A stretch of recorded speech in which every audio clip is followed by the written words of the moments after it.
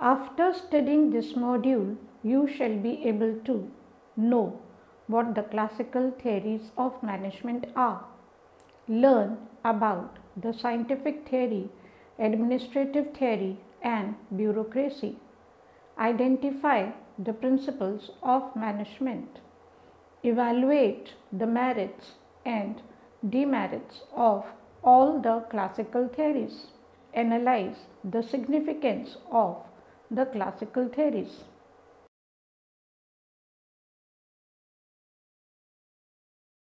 We shall commence this module by studying classical theories of management. Classical theories of management are the oldest and the most traditional theories of management. These theories were generated in late 1800s and early 1900s. They revolve around the basic assumption that people are motivated by economic incentives. The classical theory can be further categorized into three theories: scientific management theory, administrative principles, and bureaucracy.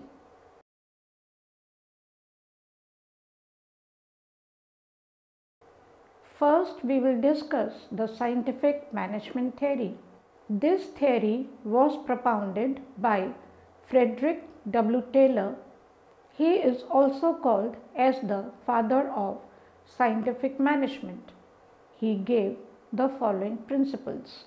Every job should be broken into its element and a scientific way of performing should be established. Workers should be scientifically selected with the right attitude and ability and be properly trained. Scientific distribution of work between workers and management. A mental revolution is needed, which means creation of mutual trust between workers and management. Maximum output in place of restricted output should be produced as it is beneficial for both management and workers.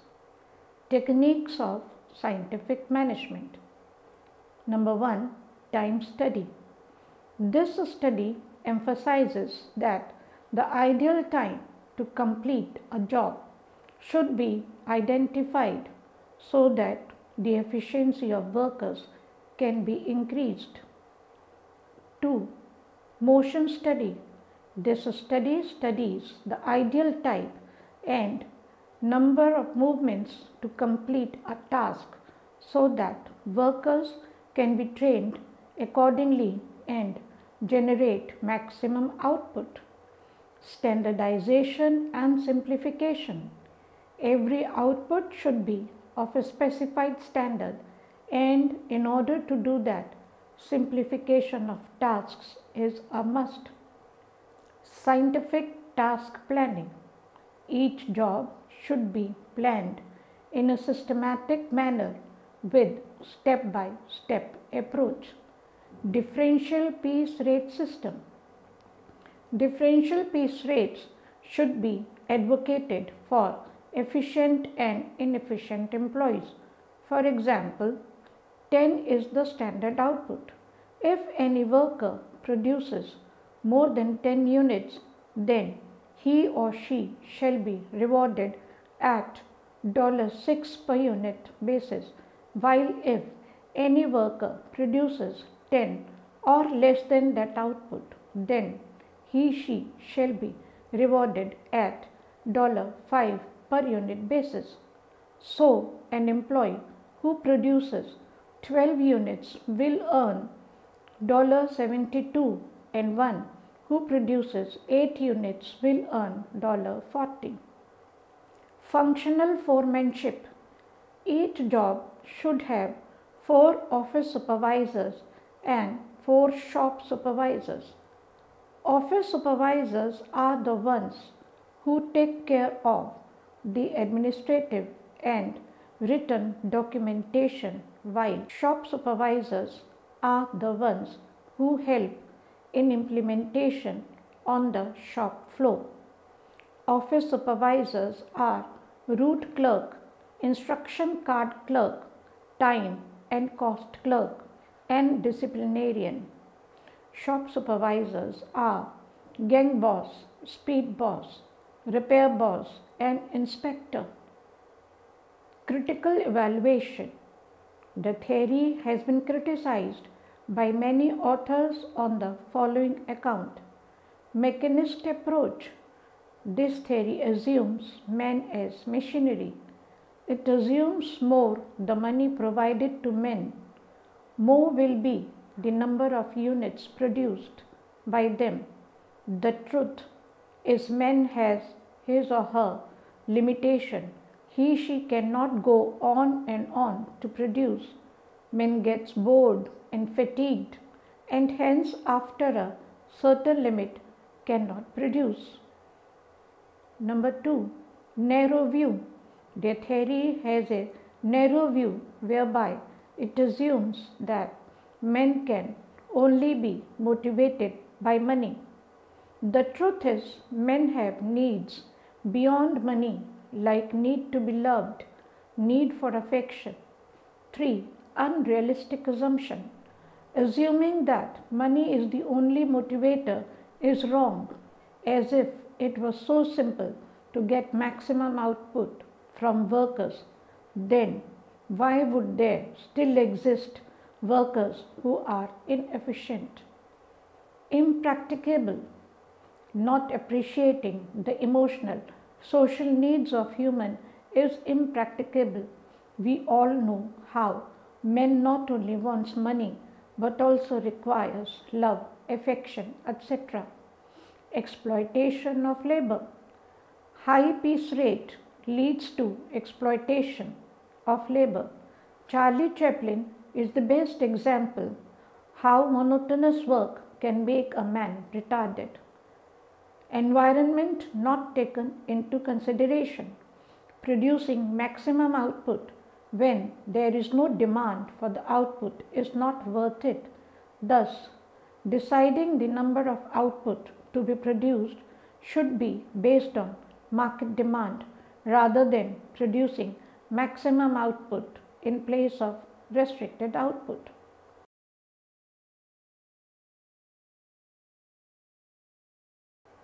Now we shall discuss the administrative theory. This theory was given by Henry Fayol. He divided the administrative activities into 6. Number 1, technical operations are concerned with producing and manufacturing products. 2, commercial operations are concerned with buying of raw materials for product and selling of finished products. 3, financial operations involve searching for an acquisition of capital and allocation of capital to various functions in an optimal manner. 4, security operations refer to the adequate steps taken for safety of products and goods. 5, accounting operations include all accounting aspects of the organization, including recording and taking stock of cost, profits, liabilities, assets, preparing balance sheet, etc. Number 6, managerial operations were Fayol's primary concern, and he defined these in terms of 5 functions. These functions are planning, organizing, command, coordination, and control. Management principles. Fayol also proposed 14 principles of administration which he believed are most often applied. Division of labor. Work should be divided according to the skills and abilities of workers so that it promotes specialization and reduces time of work. Number 2, authority and responsibility. Authority should always be in parity with responsibility. If an employee has more authority, then responsibility, then he would misuse that authority, and if the responsibility is more than authority, it will lead to inefficient work. Discipline. Every organization has its set rules and regulations. Thus, all employees should adhere to those rules and regulations. Unity of command. Every employee should have only one boss so that there is no chaos and confusion. Unity of direction. There should be one head and one plan. Subordination of individual interest to organizational interest. Organizational interest should always prevail over organizational interest. Remuneration of staff. All employees should be fairly paid to motivate the employees. Centralization.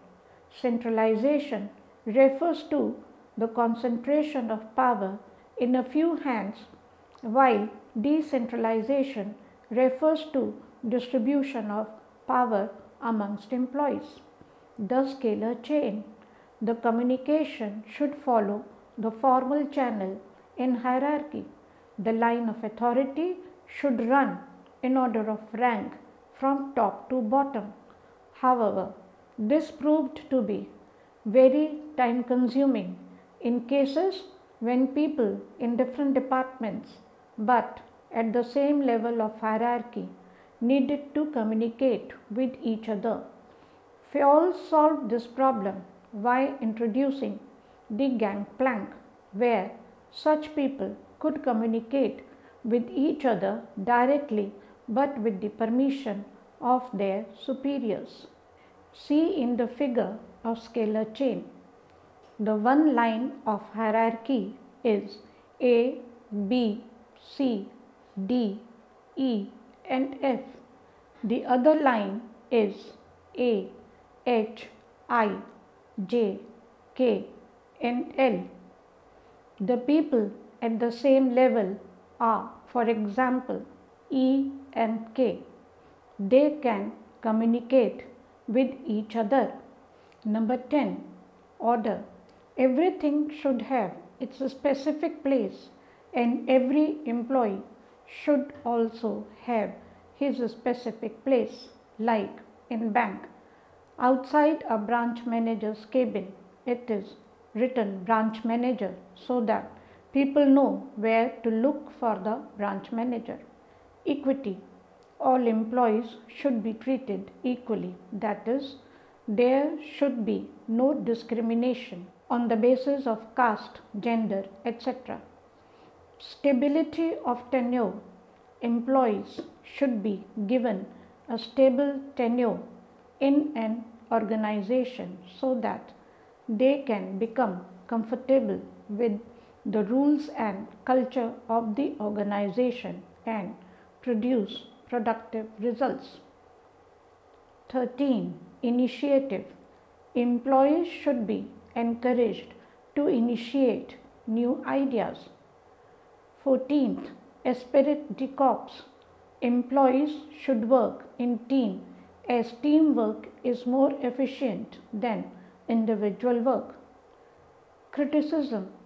This theory has been criticized on the following fronts. The effect on the environment has not been taken care of in this theory. Human side has been completely ignored. There is lack of empirical evidence to support this theory. The theory states that management can be taught, but what should be taught has not been referred to. There are numerous classifications of managerial functions. Fayol's management functions are not the only ones. The principles of management cannot be universally applied.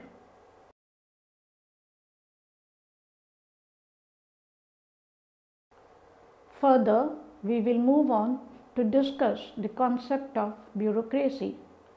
Max Weber has introduced the concept of bureaucracy. Features of bureaucracy. Number 1. Division of labor.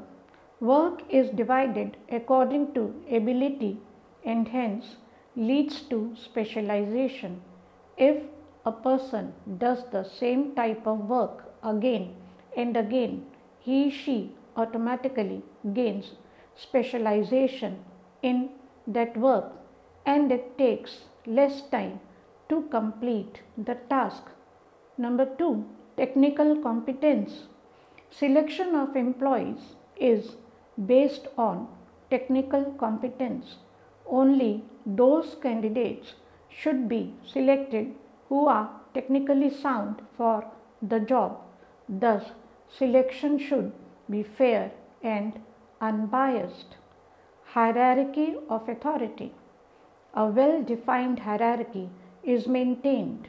Each employee is aware about who his or her boss is and from whom he/she is supposed to take orders and whom to report. Record keeping. All the records are kept in written form. Keeping records in written form helps in keeping track of all the activities. Number 5. Rules and regulations. Organizations work according to preset rules. Every organization should define rules and regulations for better productivity. Adhering to those should be compulsory. Impersonal conduct. No informal or blood relations are promoted. Nepotism and brotherhood is strongly avoided to ensure only the right talent gets selected and hence the productivity also increases. The merits. Number 1. Predictable. Since the rules are clearly defined, the employee's behavior is predictable, making the management process easier to implement. Specialization. Division of work leads to specialization of labor as all employees know what they are supposed to do. Structure.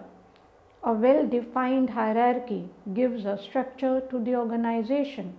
Every employee is aware that who his or her superior is and also who his or her subordinate is. Rationality. As impersonal conduct is promoted, it leads to rational decision making. Decision is based on facts and logic rather than emotions and gut feeling. Demerits. There is too much of paperwork and red tape. Red tape refers to putting a red tape on a file and moving it from one table to another. For example, a comedy show on Sub TV, Office shows this aptly. Excessive rules and regulations make it difficult for the employees to be creative and innovative. Employees become so used to the routines that they resist new ideas and hence promote rigidity. In the wake of following the rules, somewhere the goal of the organization is displaced. Each department works like a watertight compartment, giving rise to the problem of compartmentalization.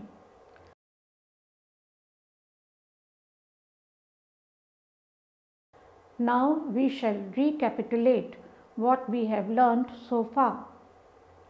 Classical theory can be categorized into 3: scientific management theory, administrative theory, and bureaucracy. Scientific theory stresses on doing work scientifically. Administrative theory classifies administrative activities into 6: accounting, security, management, technical, commercial, and financial. Scientific theory of management was given by F. W. Taylor. Fayol has given 14 principles of management. Fayol says that every organization usually has 6 operative functions, namely technical, security, accounting, finance, commercial, and managerial. Max Weber propounded the theory of bureaucracy. Bureaucracy is a well-structured form of organization having rules, regulation, and promotes impersonal conduct and work specialization.